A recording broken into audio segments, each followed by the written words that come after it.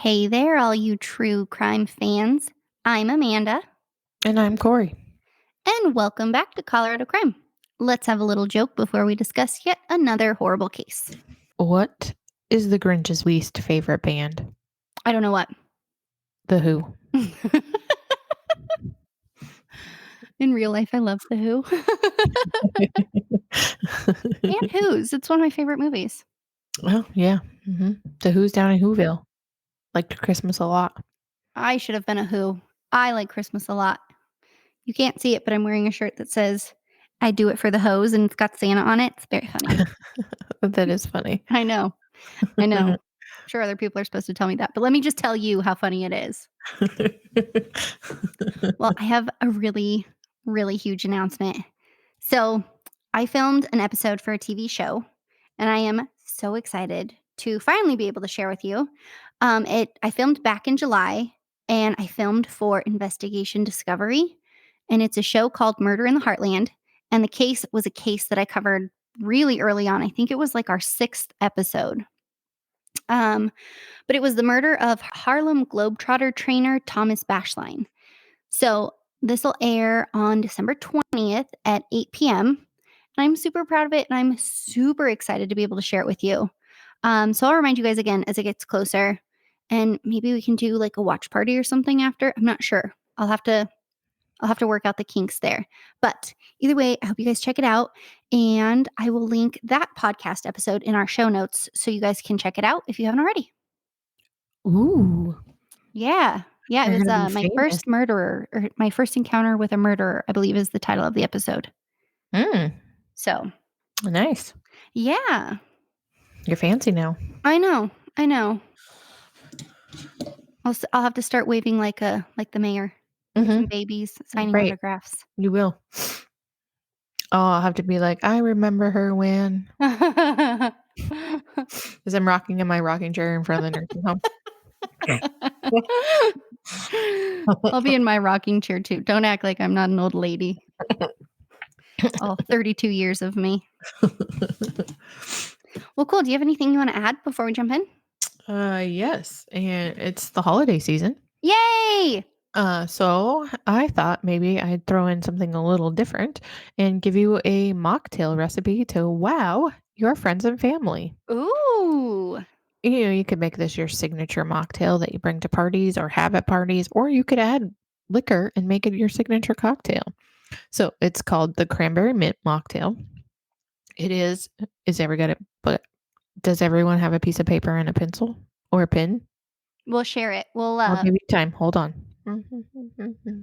Okay. It's 1 cup of cranberry juice, 1/4 cup of sparkling water, or you could use Sprite or whatever you want. Sometimes sparkling water is kind of gross for me, so I would probably use 7-Up or Sprite or even ginger ale. Oh, ginger Um, ale would be really good. That's a mhm, good idea. 2 tablespoons of mint syrup, 8 to 12 frozen cranberries, some sprigs of fresh mint, and crushed or cubed ice. In a large measuring cup, measure your cranberry juice, your sparkling water, and your mint syrup. Stir that all up to combine and pour into 2 cocktail glasses filled with the ice and cranberries and garnish with a sprig of mint. And then if you wanted to add your liquor, you could do that while you're mixing it up and pour it into your cups. And happy holidays. Yum. I'm going to try it. Yeah, you should. It sounds delicious. I think you can get mint syrup off of Amazon. Oh, okay. That's a good Yeah. idea. Yeah. Yeah.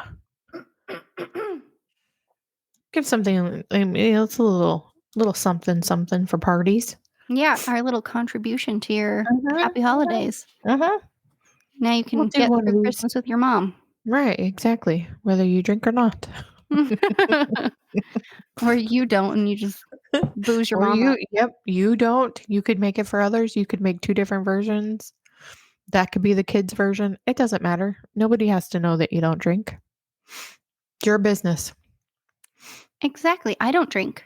Mhm. We don't either. Woohoo! Mhm. But not because we're like morally against it. No, I just have a really addictive personality, and I it's just not a don't good like time for me. uh, That's not true. Sometimes I'll have a chocolate martini because I do enjoy that. Aww. Mhm. That was my first drink that I had legally on my birthday, Oh. when we went to Chicago together Oh. after work that night. Oh, yeah. That is Yeah, right. I know. I felt very fancy. They are fancy.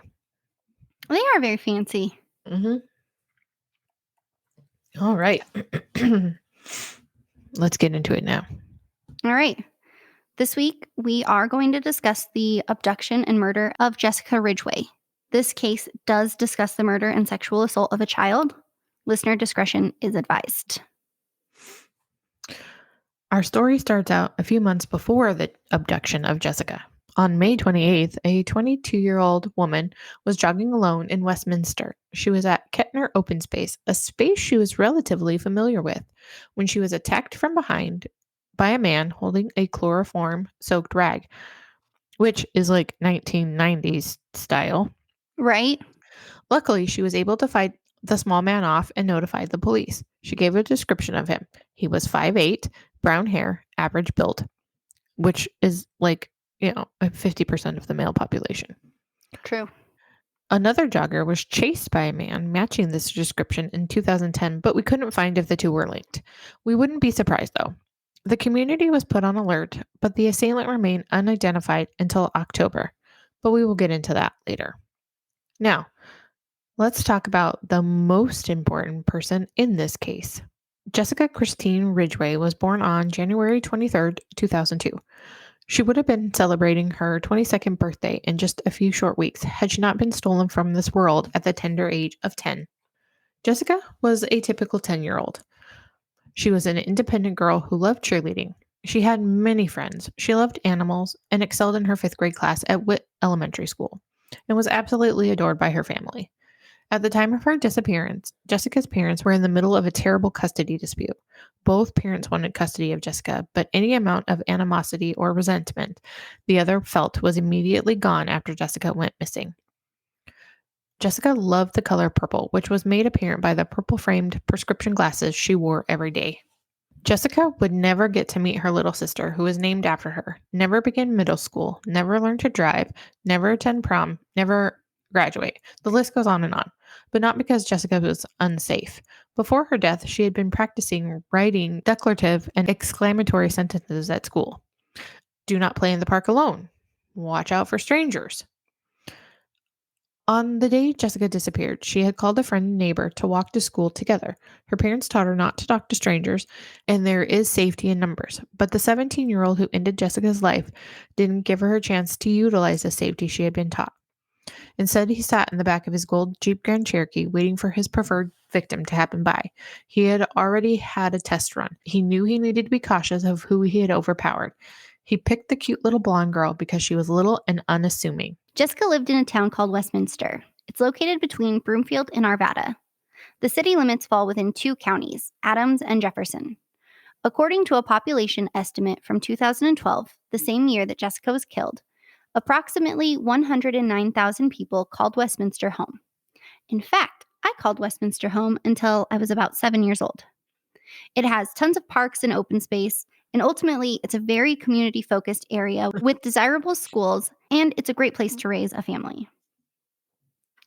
On October 5th, 2012, after a relatively early snowfall for Colorado, Jessica Ridgeway was preparing to start her school day. She spent the morning with her mom, Sarah, eating breakfast and talking about her day. Her mom worked nights, but was always home in the morning to see Jessica before she left for school. That day was no different. Jessica called a neighbor friend to ask if he would walk to school with her. He agreed, and the two made plans to meet at a nearby park. Jessica left her home at 8:35 a.m. As she walked to meet her friend, she gathered up some freshly fallen snow and cupped it into a snowball, having no idea what kind of horror she was about to face. When Jessica didn't arrive by 8:40 a.m., her friend left, assuming she had gotten a ride from her mom. All right, so let's talk about the 17-year-old boy who would go on to commit such atrocious crimes. FBI profilers actually thought he was a traumatized grown man. So I do have to say that I hate this kid. And in real life, I don't hate a lot of people. The list is relatively short. Chris Watts, whoever killed JonBenet Ramsey, and Austin Sigg. All three are complete pieces of shit, and I don't care which way you slice it. They're the shittiest people to have ever walked the earth. So I'm going to try to do my best to not let that get in the way of telling you this story. But I assure you, when we're done, you'll hate him too. So Austin Sigg was born on January 17th, 1995. He grew up in Westminster and actually attended the same school Jessica did when he was her age. His parents, Mindy and Robert, divorced when Austin was young, but the family spent holidays and vacations together with their sons, Austin and his younger brother. Mindy worked as an ophthalmic technician in Broomfield, and Robert was a media executive who seemed to struggle to stay on the up and up with the law. Legal trouble began for Robert long before his son made national news. In 2004, he was charged with mortgage fraud. Before that, he was arrested for burglary and assault in Jefferson County, drug distribution in Weld County, domestic violence in Parker, and assault and battery in Aurora. Although the couple couldn't make their marriage work, they did what they could to raise their sons. After it was discovered that Austin was suffering from a child pornography addiction at the ripe old age of 12, the family decided to send Austin to a faith-based therapist. Austin told the therapist he wanted to end the addiction, but later told investigators that his addiction only worsened and he became interested in increasingly more violent child pornography. After his arrest, detectives found sexually explicit pictures and videos of children, as well as scenes of sexual bondage, rape, and dismembered human remains. The therapist begged Austin's parents to control the access he had to TVs and computers, as this was not an issue he could solve on his own, but was met with little to no help. A little sidebar. This is not going to turn into a conversation about the ethical viewing of porn involving adults. If you like adult porn and you are 18 years of age or older, you do you. We're not judging what you do in your spare time. As far as any and all child porn, if that's your cup of tea, you are listening to the wrong podcast and you can fuck right off. There is a problem with younger people viewing porn and the effects it can have on your mental health and how women can be objectified. I mean, porn is never like, hey, it's always, hey, I need help. Porn is stupid. No, so I actually had like a really scary sleepover incident that involved porn when I was way too little to like actually understand what it was.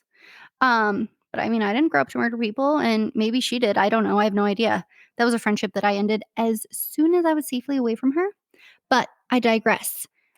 Just know that we're not saying that if you enjoy adult porn, you're going to be a murderer. But the whole child porn thing, find a better podcast. There's different, like, if you're a sexual sadist and you enjoy that sort of porn, you should probably get some therapy. If you like your regular mom and dad porn, you do you. But child porn, bestiality, those are some, we are not promoting that. Please do not think that we are. But no, not at all. You can please stop listening. Fuck right on off. You do that. Like, gross. Yeah. So Austin struggled in school. He had a very high-pitched voice for a boy and was made fun of for it. So we didn't use the word bully because that word is thrown around a little too loosely anymore. And sometimes it's used to excuse terrible behavior by the bullied. He also took an interest in mortuary science classes. For those of you who aren't familiar with what mortuary science is, it's the study of biology of the deceased and the restoration arts used to make loved ones who have passed away resemble how their families remember them. From the outside, it's an odd career path, but when you look at the kind and caring people who carry the title of mortician, it's actually a very honorable position, unless their motives don't line up. Like a weird 17-year-old. Right. Friends of Austin's mom remembered finding it odd that a 17-year-old would have such a fascination with it. Austin didn't just want to study it, he was obsessed. His younger brother recalled a slightly creepy comment his brother made about one of his classes in which he was, quote, learning how to kill people and be able to get away with it, end quote. As if that's not unnerving enough, Austin even practiced zip tying his own mother, something he told his mom he needed to do from school. Because dead people so often need to be restrained. Yeah, hello, zombies. That just wasn't a red flag for you? And I mean, I guess, like, She's like, okay. Yeah, like All right, if your crazy lady. children are asking to zip tie you, it's an automatic no. Yeah. There's never a reason they're going to need to learn that and Nope. practice it on their mom. If it's Nope. something they're learning how to do, they're going to learn how to do it at school. So Hmm. don't let your kids zip tie you, folks. No. At the time of Austin's arrest, he was in a committed relationship with a girl who he spent at least one night a week with at her house, like staying over. Yeah, at Oh, 17. okay. After the arrest of her son, Mindy confirmed that Austin would spend up to 4 nights away from their family home. What did he do on those 3 nights he was unaccounted for, you ask? After his arrest, Austin told investigators that he spent time hunting for a victim. Let's get into what he did when he finally found one. On the morning of October 5th, 2012, as Jessica was leaving her home, Austin grabbed her. She was less than 1,000 feet from her front door. She screamed, but no one heard. He zip tied that 10-year-old little girl and threw her into the back seat of his Jeep. Jessica asked her captor if he knew her mom. She continued to ask questions. Would she see her mom again? When could she leave? Was he going to hurt her? Austin lied and told the scared little girl that everything would be okay. When she saw litter boxes at his house, she asked about his cats. She tried to connect, to be a human to the boy who would eventually kill her. After she was in the vehicle, he drove her to his home and carried her upstairs to his bedroom. He asked her to change clothes as she had urinated on hers. He gave her a white t-shirt and black shorts. He asked her to put her clothes in her backpack. Austin claims that he let her watch cartoons, assured her that she would see her mom again, and he even cut the zip ties from her wrists. But those are all just claims. There's no proof that Austin showed any glimmer of decency towards Jessica. For almost 6 hours after he was arrested, Austin told investigators his version of events. He was sure not to leave out any graphic information. He calmly described himself as a monster, and he continued to ply investigators with intimate details that only the killer would know. Initially, he claimed he had not sexually assaulted Jessica, but in the same interview, he also claimed that he kidnapped her because he was, quote, consumed by some sort of sexual drive, end quote. But what are the facts of the case? Austin can still tell his side of the story. Jessica's story is less forthcoming, as she's not here to tell it. What we know is Austin cut Jessica's hair. He tried to strangle her with zip ties, but he cut his hands and stopped. He then decided to end her life with his hands, strangling Jessica for up to 3 minutes. For 3 minutes, he sat there, watching the fear on her face, watching her struggle for air, continuing on.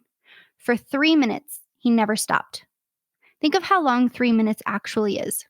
Do a wall sit for 3 minutes. Hold a plank for 3 minutes. Hold your breath for 3 minutes. And now think of all the thoughts you could think in 3 minutes.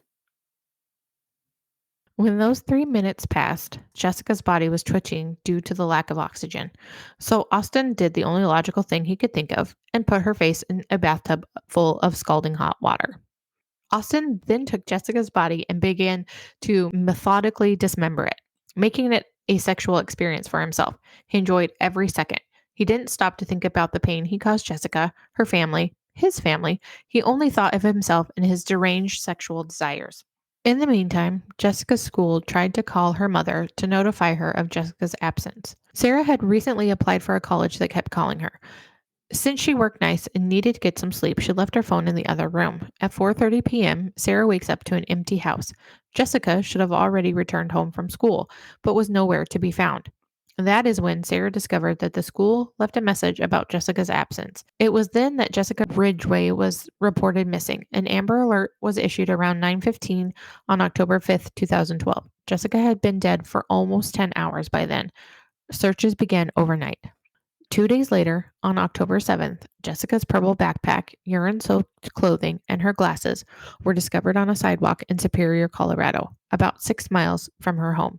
A homeowner in the neighborhood saw the backpack and posted it to their neighborhood site, writing, "Found this morning on the sidewalk at Andrew Drive and Alpha Court. Water bottle has Jessica Ridgeway name on it. Come and get it." Searches continued. Police presence near where Jessica's backpack was found intensified. Her family pleaded for her safe return and set up a Facebook site to help with tips, searches, and any new information. Around 7:30 p.m. on October 10th, remains were located at Patridge Park Open Space in Arvada, Colorado, about 9 miles from Jessica's home. Initially, no identification was released, but the public assumed it was Jessica. The following day, October 11th, police announced that the remains were not complete. Hearts around Colorado broke on October 12th when the partial remains were confirmed to be those of Jessica Ridgeway. Police began going door to door asking for neighbors to submit DNA samples. Sample after sample was submitted to CODIS. On October 16, 2012, more than 3,000 people, clad in all purple, gathered to celebrate the life of Jessica. During the service, photos and videos of Jessica flashed on the screen and showed a montage of views. Images of Jessica wearing glasses and hugging a dog gave way to Jessica flashing a grin after losing her front teeth. Photos of Jessica in a beautiful dress gave way to an image of Jessica hugging family member after family member in a seemingly endless stream of love. All the images were accompanied by some of Jessica's favorite songs. On October 18th, police asked the public for any information regarding the attempted abduction on Memorial Day at Kentner Lake that we discussed at the beginning of this episode. Thankfully, the woman who was attacked went straight to the police and the DNA was collected. On October 19th, police asked the public for help once again. This time they needed help identifying a cross that was found with Jessica's partial remains. And this is where the case catches its first break. You would like it to be DNA, right? Well, there was a mix-up with the DNA, and Austin's DNA was in fact sent to be tested against the DNA from the jogger and Jessica, but the DNA was not actually tested. The envelope was sent back empty, signifying no match because Austin Sigg's DNA was not tested. His sample was lost. Oopsie. Yeah, that's a big misstep there.